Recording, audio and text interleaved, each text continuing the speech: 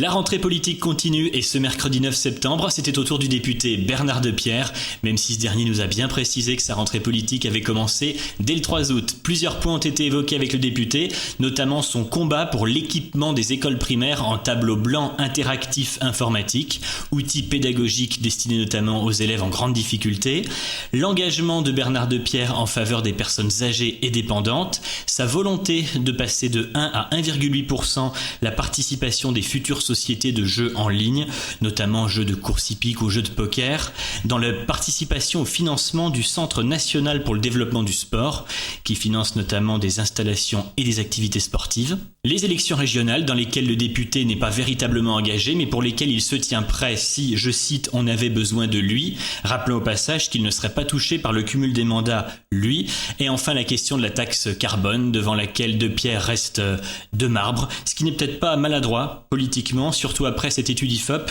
qui indique que 65% des Français sont défavorables au projet. Bernard Depierre, question-réponse. Bernard Depierre, bonjour. Bonjour. Vous organisez mi-novembre un forum pour l'emploi des jeunes. Et à cette fin, vous faites un constat assez sévère sur la situation des jeunes, qui est également un jugement sur les résultats actuels du gouvernement. Ce n'est pas un jugement sur les résultats du gouvernement. Le gouvernement a pris toute une série de mesures formidables à la fin du printemps, que j'ai d'ailleurs diffusées à 3200 entreprises de ma circonscription, sur toutes les aides à l'emploi des jeunes. Le problème, c'est qu'on est dans une crise économique importante et que les employeurs ne sont pas légion. C'est la raison pour laquelle je vais réunir des jeunes demandeurs d'emploi, des jeunes qui ont des contrats précaires, des jeunes qui ont des CDD, des CDI, mais aussi des contrats de professionnalisation d'apprentissage, des universitaires aussi, et puis bien sûr tout ce qui a trait à l'emploi, Pôle emploi, les missions locales, les syndicats patronaux, les syndicats d'employeurs.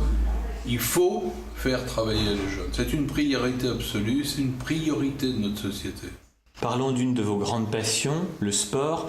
Vous comptez sur l'ouverture du marché aux sociétés privées pour les jeux en ligne, afin qu'elles puissent financer notamment les clubs sportifs. Bien sûr, les jeux en ligne, c'est une chance pour le sport français.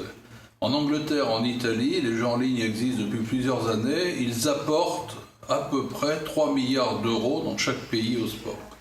Donc actuellement, nous avons obtenu 1% sur le reversement au CNDS. On va se battre pour avoir un 8%, comme ce que la Française des Jeux verse.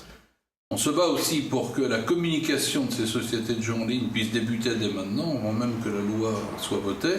Quand on lance un produit, il faut communiquer sur le produit. Alors j'essaye de convaincre Ringword sur ce sujet, avec d'autres parlementaires. Je pense qu'on va y arriver. Et puis les fédérations et les ligues propriétaires des championnats vont recevoir beaucoup de moyens supplémentaires. Un mot de politique politicienne, régionale. Vous vous déclarez disponible pour la campagne. Je suis disponible si on a besoin de moi, comme toujours. Car en fait, les élections régionales seront des élections majeures. La Bourgogne peut basculer, car il n'y a pas de caractère irrémédiable dans la vie publique. Je pense aussi qu'il faudra que le combat à mener contre l'équipe sortante de François Patria soit un combat dans tous les territoires sur les grands enjeux de la Bourgogne. J'en connais beaucoup, je ne les connais pas tous, mais j'apprendrai à les connaître. Et par contre, je connais probablement 80% des communes de la Bourgogne pour avoir vécu partout en Bourgogne. Bernard Depierre, on connaît parfois votre liberté de parole, notamment face à votre groupe parlementaire. Et il y a actuellement un débat au sein de l'UMP sur la question de la taxe carbone. Est-ce que vous y êtes vraiment favorable ?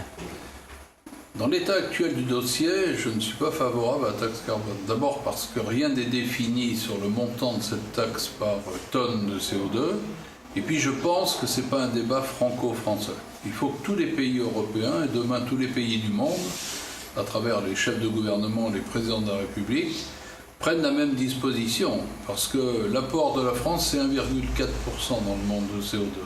Même si la taxe carbone permet d'en faire disparaître la moitié, on n'aura pas résolu les problèmes aux frontières de l'Espagne, de l'Italie, de la Belgique, de l'Allemagne.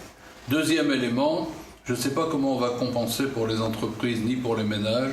Tant que je n'aurai pas de réponse, je n'y serai pas favorable. Monsieur le député, je vous remercie. Merci. Toutes vos réactions, digeonscope.com.